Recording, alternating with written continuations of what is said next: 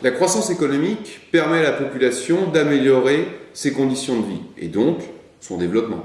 Il existe un lien évident entre PIB par habitant et IDH, mais ce lien n'est pas automatique. Souvent, les fruits de la croissance ne profitent qu'à une petite minorité de la population. L'enjeu essentiel est de faire retomber la croissance économique sur un large pan de la population. C'est le défi des pays émergents.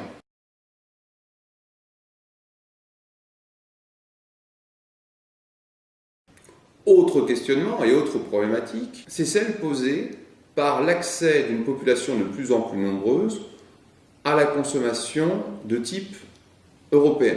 Effectivement, les classes moyennes qui émergent notamment dans les NPI copient le modèle de consommation occidentale. Or, nous savons que celui-ci surconsomme de l'énergie, des matières premières, des matières agricoles. Ainsi, la progression économique se caractérise en Chine par une augmentation du gaspillage, mais aussi le désir d'accéder à des biens matériels tels que l'automobile. Certes, nous ne pouvons contester aux Chinois le désir de vivre de façon confortable. Cependant, la surconsommation de pétrole pose des problèmes environnementaux majeurs, que ce soit à l'échelle locale, il suffit de voir la pollution de villes comme Pékin, par exemple, pour voir qu'il y a un véritable problème, mais cet enjeu écologique, bien sûr, se joue aussi à l'échelle mondiale. Au Maghreb, par exemple, l'augmentation du niveau de vie s'est caractérisée par la diffusion de l'eau potable et d'un service d'eau potable disponible pour tous les particuliers. Ceci, bien sûr, est un progrès colossal.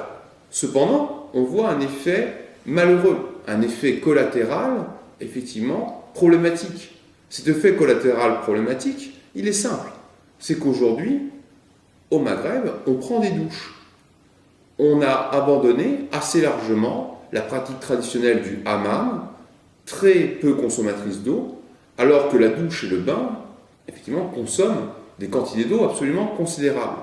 L'abandon du hammam, très économe en eau, et le remplacement de cette technique ancestrale pour se laver par la douche et le bain entraîne une surconsommation de l'eau qui pose d'énormes problèmes en climat méditerranéen. La diffusion de l'occidentalisation des modes de vie a donc des conséquences négatives sur l'environnement qui remettent en cause le développement à long terme.